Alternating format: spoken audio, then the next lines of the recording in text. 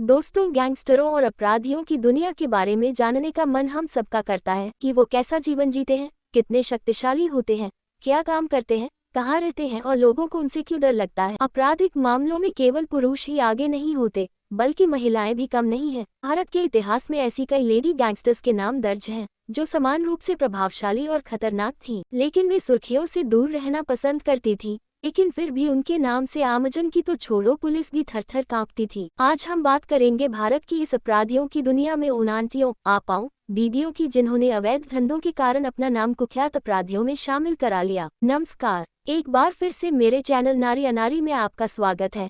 अगर आपको मेरे वीडियो पसंद आते हैं तो वीडियो को लाइक और मेरे चैनल को सब्सक्राइब कर सकते हैं। तो आइए जानते हैं इन लेडी गैंगस्टर्स के बारे में। सबसे पहले बात करते हैं गुजरात की लेडी डॉन के बारे में। संतोकबेन सरमनभाई जडेजा गुजरात की सबसे बड़ी लेडी डॉन मानी जाती है। वह गुजरात के काठियावाड़ की माफिया क्वीन थी। संतोकबेन जडेजा इस अपराध की दुनिया में तब आई जब मिल में काम करने वाले उसके पति की वहां के लोकल गुंडों ने हत्या कर दी। घटना के बाद जडेजा पुलिस के पास नहीं गई, बल्कि खुद ही अपने पति के मौत का बदला लिया। उन्होंने कुछ लोगों के साथ मिलकर कथित रूप से उन सभी 14 लोगों की हत्या की जो उसके पति के मर्डर में शामिल थे। इसके बाद वह काठियावाड़ की माफिया बन चुकी थी।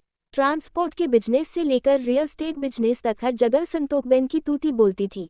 संतोकबेन जडेजा और उनके गैंग के सदस्यों के खिलाफ 500 से ज्यादा हत्याओं के मामले दर्ज है। अपराध की दुनिया के बाद उसने राजनीति में भी हाथ आजमाया। जडेजा ने जनता दल के टिकट से चुनाव लड़ा और साल 1990 से 1995 तक विधायक भी रही। इसके बाद है हसीना पाक, जो भारतीय अंडरवर्ल्ड के कुख्यात डॉन दाऊद की बहन थी। उन्होंने दाऊद के मुंबई से भागने के बाद उसके सभी अवैध कारोबारों को बड़ी जिम्मेदारी से संभाल लिया। अपराध की दुनिया में उसकी पहचान गॉड मदर ऑफ नागपरा और अप्पा मतलब बड़ी बहन के तौर पर रही है। इसमें कोई संदेह नहीं कि उसने मुंबई के अपराध जगत में एक छत्र राज किया है। 2014 में दिल का दौरा पड़ने से उनका निधन हो गया। इसके बाद बात करते हैं नीता नायक की, जो गैंगस्टर अश्विनी नायक की पत्नी है।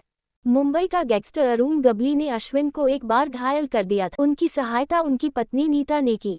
नीता ने उसकी देखभाल के साथ ही उसका धंधा भी संभाला, लेकिन उसकी महत्वाकांक्षाओं का कोई अंत नहीं था, क्योंकि जब अश्विन को गोली लगी तो उसके बाद वो देश छोड़कर भाग गया। तो नीता ने बड़ी कुशलतापूर्वक उसके साम्राज्य का संचालन किया, लेकिन अश्विन की नाराजगी के कारण वह शिवसेना में शामिल हो गई और पार्षद बन गई। बाद में दंपति में अनबन हो गई और बताया जाता है कि नीता नायक की हत्या उसके पति अश्विन ने ही कराई थी। एक और मुंबई की रहने वाली गैंगस्टर थी बेला आंटी। 70 के दशक की शुरुआत में बेला शराब का अवैध कारोबार करती थी। उसने मुंबई के धारावी में अवैध शराब का एक फलता फूलता कारोबार चलाया। वह अवैध शराब के ट्रकों को आने और काले बाजार में पहुंचाने के लिए अधिकारियों को बड़े पैमाने पर रिश्वत देती थी। यहाँ तक कि बड़े बड़े अंडरवर्ल्ड डॉन भी, जैसे डॉन वरदराजन आदि लोग भी उसके व्यवसाय या धंधे में दखलंदाजी नहीं करते थे। अब बात करते हैं मुंबई की रहने वाली एक और गैंगस्टर जेनाबाई दारूवाली की, जो शुरुआत में खाद्यान्न या राशन की कालाबाजारी करती थी। बाद में जेनाबाई ने शराब के कारोबार समेत कई धंधों में भी अपनी पैठ जमा ली थी। मुंबई के नागपाड़ा स्थित जेनाबाई के घर पर बड़े बड़े अंडरवर्ल्ड के गैंगस्टर करीम लाला,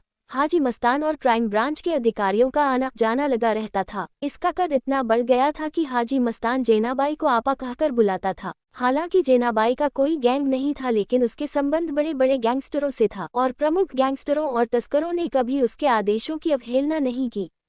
उनके करियर का सर्वोच्च बिंदु मक्का में 22 डॉनों को एकजुट करना था।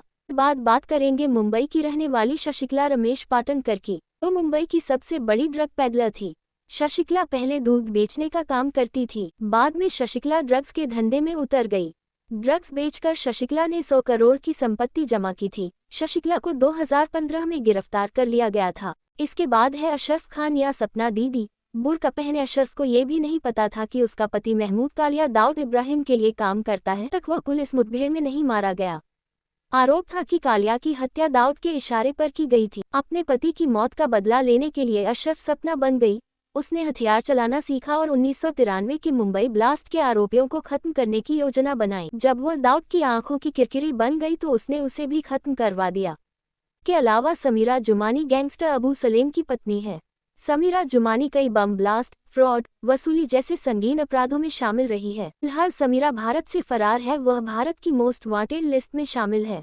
के बाद है अंजलि माकन। अंजलि की पुलिस को धोखाधड़ी, जालसाजी और जालसाजी जैसे अपराधों में तलाश है। उनकी प्रसिद्धि का क्षण तब आया जब वह बैंक से 1.5 करोड़ रुपए की धोखाधड़ी करने में सफल रही और बैंक अधिकारी उनके बारे में कोई भी जानकारी साबित करने में विफल रहे। उसके खिलाफ रेड कॉर्नर नोटिस जारी किया गया था। उसका ठिकाना अभी भी अज्ञात है। रेड कॉर्नर नोटिस इंटरपोल द्वारा 44 देशों में अपनी शाखाओं को जारी किया गया गिरफ्तारी वारंट है। अब बात करते हैं रुबीना सिराज की, जो जेल में बंद छोटा शकील के गैंग के सदस्यों को पैसे और हथियार की सप्लाई करती थी। बताया जाता है कि रुबीना सिराज काफी सुंदर है। वह अपनी सुंदरता के चलते उस जगह पहुंच जाती है जहां किसी का जाना संभव नहीं है। उसका कनेक्शन कई बड़े लोगों से था और उनकी शागिर्द में वह अपने सारे गलत कामों को अंजाम देती। के बाद है अर्चना बालमुकुंद, जो अंडरवर्ल्ड डॉन ओम प्रकाश श्रीवास्तव की माशूका रह चुकी है। अर्चना बालमुकुंद अपनी खूबसूरती के लिए मशहूर थी। अंडरवर्ल्ड से जुड़ने से पहले अर्चना बालमुकुंद बॉलीवुड की में कुछ फिल्मों में काम कर चुकी है। अर्चना बालमुकुंद ओम प्रकाश के कहने पर कई किडनैपिंग कर चुकी है। अर्चना बालमुकुंद 2010 में नेपाल में मारी गई थी। गैंगस्टर शिल्पा जावेरी खूंखार गैंगस्टर और करीम लाला के भतीजे समद खान के संपर्क में आने के बाद जावेरी सुर्खियों में आई। अब खान को एक सत्र अदालत ने जमानत पर रिहा कर दिया, तो एक अन्य पुलिस टीम उसे किसी अन्य मामले में पकड़ने के लिए उसका इंतजार कर रही थी। लेकिन शिल्पा, जो एक कुशल ड्राइवर थी, ने अदालत के दरवाजे तक तेज गति से कार चलाई और पुलिस से पहले ही समद को भगा ले गई। हालांकि समद खान को थोड़ी देर बाद दक्षिण मुंबई में उसके प्रतिद्वंद्वियों ने गोली मार दी। दोस्तों, ये थी जानकारी भारत की कुछ महिला गैंगस्टर्स के बारे में, जो जानकारी विभिन्न सोशल मीडिया साइट से एकत्रित की गई है।